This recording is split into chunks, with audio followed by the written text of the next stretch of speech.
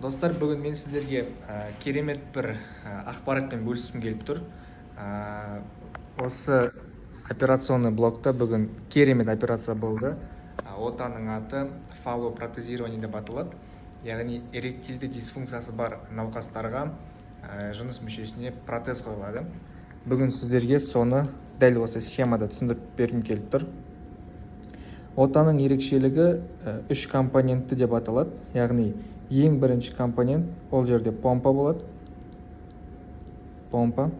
Яғни бұл помпа еркек жыныс мүшесінің астында ұманың ішіне орнатылады.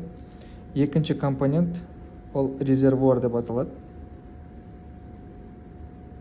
Оны біз қасаға сүйегінің үсті аймағында орнатады.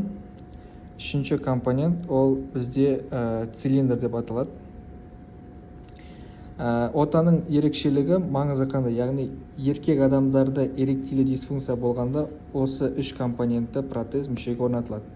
Яғни цилиндр қайда орнатылады десеңіздер, ол еркек жыныс мүшесінің ішінде үңгірлі дене болады, каверноз деп аталады. Осы жерге 2 цилиндрді орнатады. Помпаны басу арқылы бізде су, резервуардағы суымыз цилиндрге келіп толады. Нәтижесінде ер адамда эрекция процесі қайта қалпына келеді. Бүгін осы операцияда болды.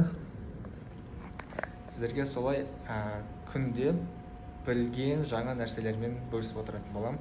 Егер видео пайдалы болған болса, досыңмен бөліс.